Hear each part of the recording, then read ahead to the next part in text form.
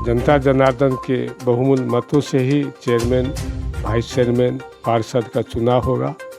लोगों के चेहरे पर खुशहाली मैंने देखी। मुझे लगा कि लोग इस निर्णय से खुश हैं और लोग उस पहले की व्यवस्था से तंग हैं। लोगों को लगा कि अब हमें अधिकार मिला है, हम अच्छे व्यक्ति को चुनेंगे और हमारी उचित सेवा हो सकेगी।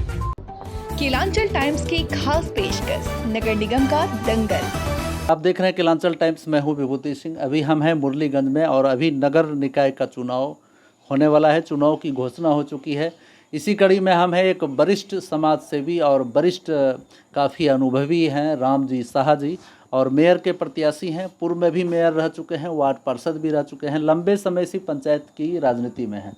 इनसे एक खास बातचीत करते हैं और जानते हैं इनके नगर पंचायत की क्या कंडीशन है और क्या हालचाल है। बाबा नमस्कार, हमारे चैनल में आपका स्वागत है जी। कैसे मन बनाए फिर से मेयर के रूप में? देखिए, हम तो निस्वार्थ भाव से जीवन भर समाज की सेवा करते चले आ रहे हैं, लेकिन इधर कुछ टर्म से देखा जा रहा है कि लोगों की उचित सेवा नहीं हो पा रही है, व्यवस्था अच्छी नहीं है। वैसे पार्षद हम अभी हैं, वर्तमान में भी हम वर्तमान पार्षद हैं, परंतु मेरे हाथ में तो पार्षद का पावर है, चेयरमैन का पावर तो अलग है। कितने वर्षों से आप इसमें हैं? हम तो 1968 से इस नगर पंचायत मुरलीगंज में। 1968 से नगर पंचायत में जी। और पहले पूर्व में भी पार्षद थे? पार्षद थे। 1986 में हम चेयरमैन बने। 86 से लेकर 1993 तक। 86 से लेकर 1993 तक जो आप चेयरमैन रहे, आपके द्वारा किए गए कुछ इम्पोर्टेंट कार्य बताइए। जो पूरे शहर में पक्कीकरण हम करवाए। पूरे शहर में जितनी सड़कें हैं सबको हमने बनवाया, नाला निर्माण किया, पुल का निर्माण करवाया। जबकि वो समय सरकार के पास आर्थिक सुविधा उतनी नहीं थी, परंतु हम अपने मेहनत के बल पर दौड़ धूप कर करके राशि प्राप्त करते थे और लोगों के बीच लगाते थे। मेरा उसमें कोई पारिवारिक स्वार्थ नहीं था और जो राशि हमें मिलती थी हम जनता की सेवा में लगा दिया। तो ये दौर जो है, अभी का जो दौर है जी, क्योंकि आप तो काफ़ी अनुभवी हैं जी, ये जो चुनाव की जो राजनीति होती है, चुनाव जो होता है जी, ये खरीद फरोख्त की चुनाव है जी। रकम खर्च करने का है। बहुत ऐसे उम्मीदवार हैं जो अनाप शनाप खर्च करते हैं। जी जी, सुनने में बात आ रही है, परंतु जिस समय सरकार ने ऐलान किया कि जनता जनार्दन के बहुमूल्य मतों से ही चेयरमैन, वाइस चेयरमैन, पार्षद का चुनाव होगा, लोगों के चेहरे पर खुशहाली मैंने देखी। मुझे लगा कि लोग इस निर्णय से खुश हैं और लोग उस पहले की व्यवस्था से तंग हैं। लोगों को लगा कि अब हमें अधिकार मिला है, हम अच्छे व्यक्ति को चुनेंगे और हमारी उचित सेवा हो सकेगी। उस खुशहाली को देख करके हमने हिम्मत बनाया है मुझे कि मैं चुनाव लड़ना है। पैसा खर्च नहीं करना, पैसा तो है ही नहीं। हम पैसा जीवन में कमाए नहीं तो हम खर्च कहाँ से करेंगे, और कमाते भी गलत रास्ते से कमाते भी नहीं। और अपनी जो बाल बच्चे की कमाई है तो रोजी रोटी खाने के लिए है, उसको हम इसमें कहाँ से खर्च कर पाएंगे। तो इसलिए खर्च तो करने का कुछ सवाल ही नहीं उठता। अगर जनता मान लिया जाए आपको चुनती है, फिर से मेयर अगर बनाती है यहाँ की जनता, मुरलीगंज की जनता, जी, तो आप क्या क्या करेंगे सर्वप्रथम जीतने के बाद? प्रथम जीत बताइए।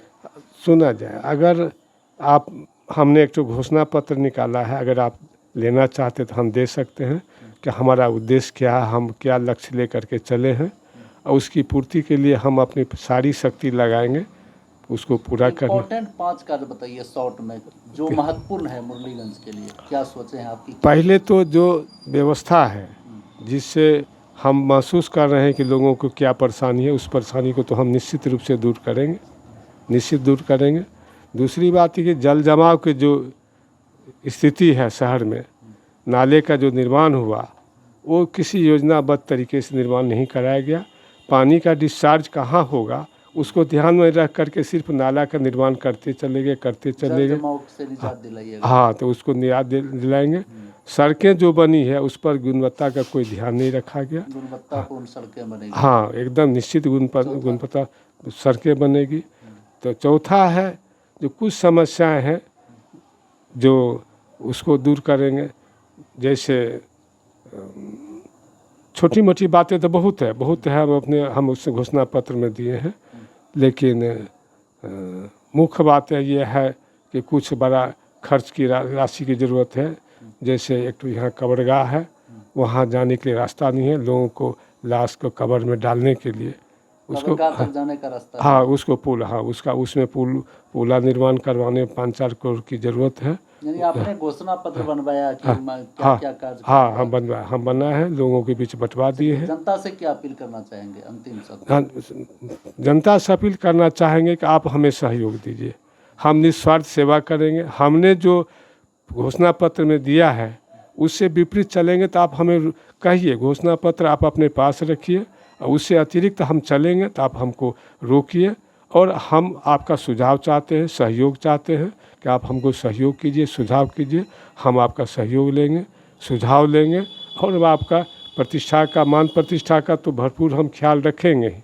ये अनादर तो हमारे यहाँ कभी हो ही नहीं पाएगी। जब जीवन में कभी आपका हमने अनादर नहीं किया तो अंतिम क्षण में क्या हम आपका अनादर करेंगे। आदर के साथ आपका बात सुनेंगे और आपकी बातों पर हम ध्यान दे करके जो करने लायक बातें हमारे पास रखिएगा, हम उसकी पूर्ति निश्चित करेंगे। चलिए, अभी हमारी बातें हो रही थी रामजी शाह से, लंबे समय से पंचायत की राजनीति में है, आगे भी निस्वार्थ भावना से ये जनता की सेवा करते आए हैं। प्रमुख लक्ष्य है इनका अपना घोषणा पत्र है, और तमाम जनता जनार्दन इसे पूर्व से ही जानती है। आगे के लिए बने रहें हमारे साथ। बहुत बहुत